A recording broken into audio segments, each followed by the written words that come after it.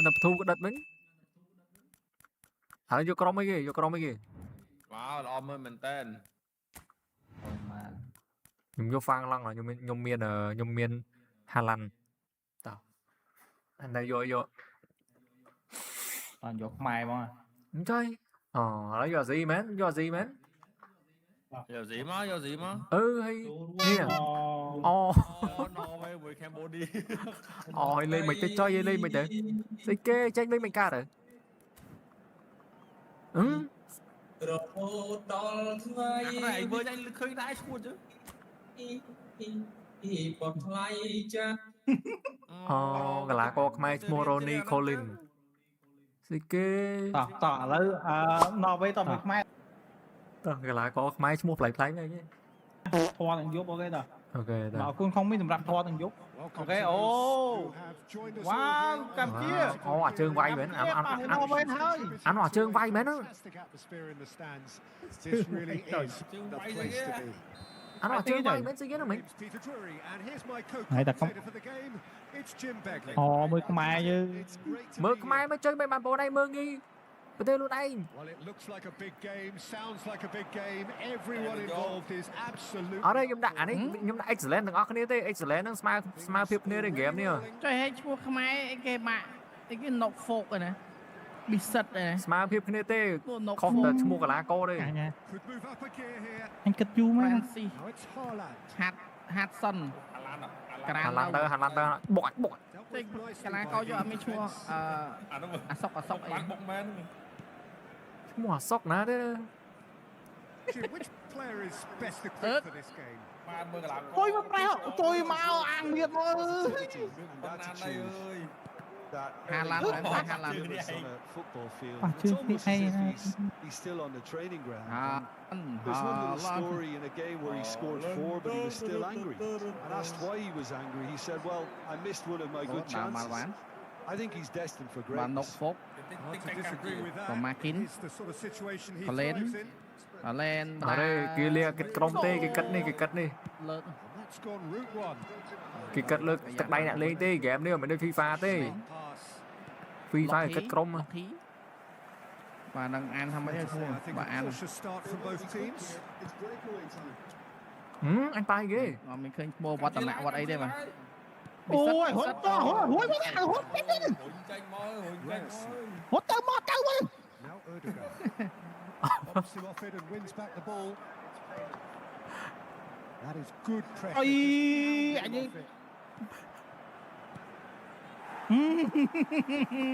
Well, caution is dominating proceedings. This isn't meeting expectations.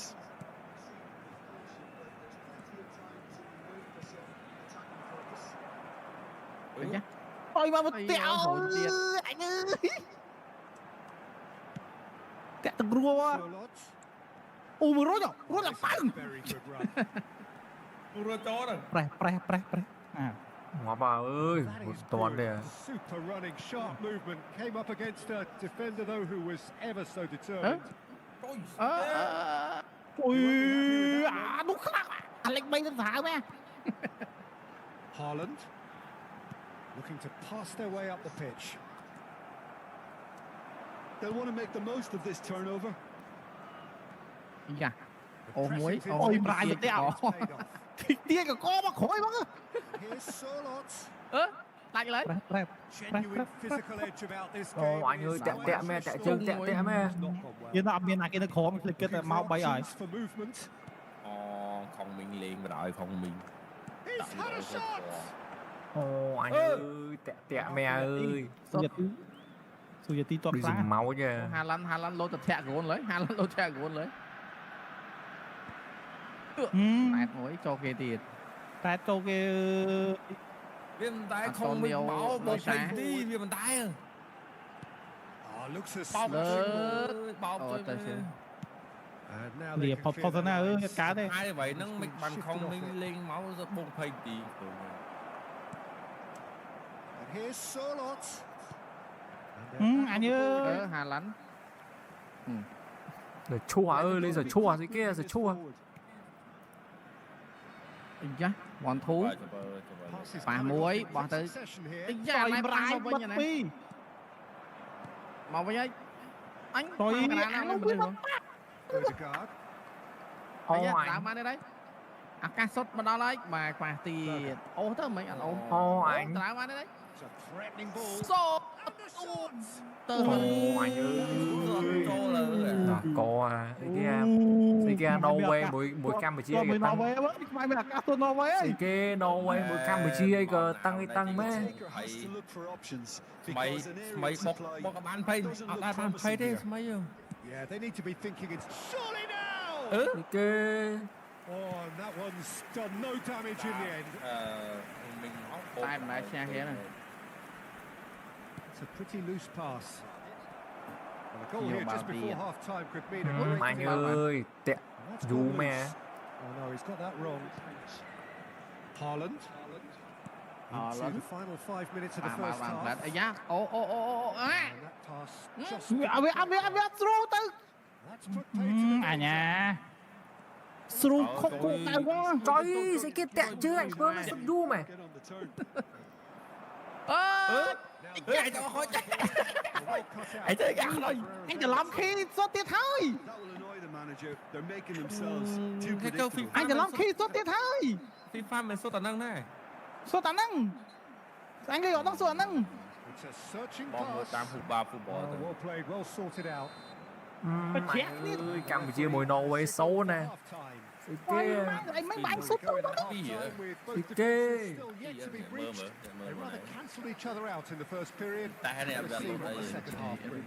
Đây, cái tăng mê kho về anh đi Vì địch là những việc khóc. kho về anh ta để làm công ty By à any means, Peter, but it definitely needs an injection of some để lấy cái của invention, đôi creativity. khăn cái dưới để của There's so đôi much you can do with all that industry by just adding a đọt little sang bit of từ skill. đòn nó gì để So it's simmered along nicely for 45 minutes, but still no goals. It mà is cho 0-0 cho at lên nó bạc half-time. chơi mà cho bánh cho And đá we are bánh để back xịt on the way.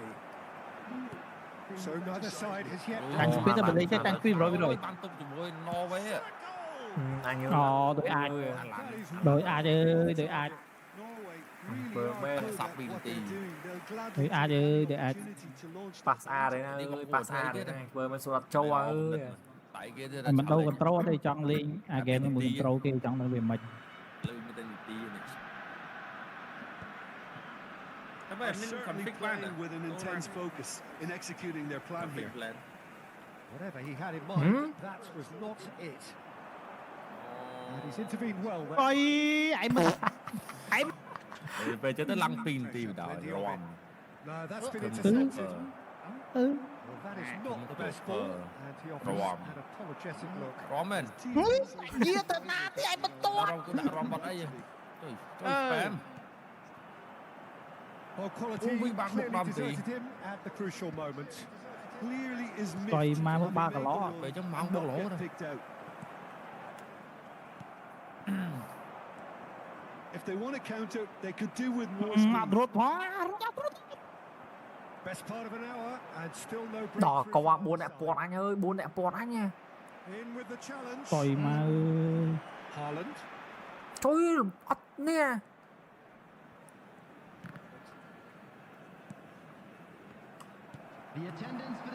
Tries to pass it through. Solid! trời ơi 100 vốn sắt này rồi mà mày lăng mày lăng mày lăng mày lăng Well, someone's mày Là lưng trăm cung vốn nhẹ sắt lăng Peter, that's mày for lưng sure. nhẹ co tăng Well, height could make all the difference on. mày lăng on mày these lăng set mày lăng pieces. rồi coi tại ồ And that was very necessary. Pass somewhat off target. It is still Oh. anyone's game, 0-0. chân chưa anh ơi Any better luck this thì time? kia to lao cọp đây Corner number 2 then. Oh, good climb! And he's there to get it away. Tries one from range. trời But he's ơi left disappointed. Well, distance never seems to be an issue for some players, and he's certainly one of those. The opening was there, I guess. Worth a try. ai kia đi Oh, that's a key trời ơi interception. anh lên Nicely aimed nó pass. lăn lên với tôi Not khổ với shooting nha into space. đây đây Đấy hụt ở bên ban lên. Well, that tackle was Đấy. Sure bắn. Tẹo bảo ban ơi, tẹo bảo ban môn ơi. pass is somewhat less than ideal. They should have done a lot better there. The Cho bạn. Trời Cho bạn ơi, cho lại. Cho lại nâng với nha. Cho lại nâng với không bắt làm bằng ngay, không bắt làm bằng ngay. Không bắt làm bằng ngay. Kìa che lên, kìa che lên. Không bắt làm bằng ngay, kìa che lên ơi, kìa che lên. Mơ tùm rung lên, Mai to mười. To một no với che lên ơi, không bắt làm bằng ngay. tùm rung lên, tinh năng nắng trong hiện trường mình offside Che đi. lên á, Mình bật offside. mai to mười no với xì muối vậy che lên. So the first goal of the game. Look, you can't deny that it's a blow, but this game is far from unsalvageable. Just about up to 75 minutes. Haaland. Anh nhỉ? That's going to go a long way. That's just playing it safe and simple. Norway clearly have been instructed to kill this off. Offence is the best form of defence. That's good pressing, squeezing the play.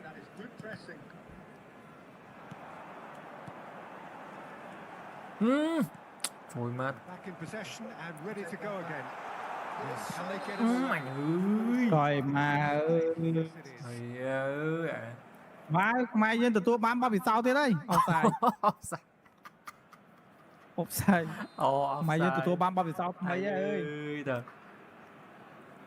And if you have just joined us, still just one. Trôi miên đã xây mua cả lá co đã xây phone là so thử đây anh cơ mà. Oh, that's a À great so ô mà management snow đây of nè. the lead. Anh cái xây mà so đấy. No way through there. Variety is the spice of footballing life Đẹp too. chưa They ơi. need to alter their approach and start shifting this ball out wide. Still just that single goal, and we are nearly done. Crosses it in here. Deftly away. And he's quick to snatch it back. That's good play from him.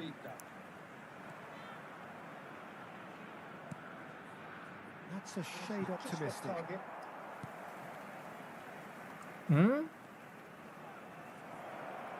Anh giờ lắm khi đấy, anh giờ lắm khi đấy.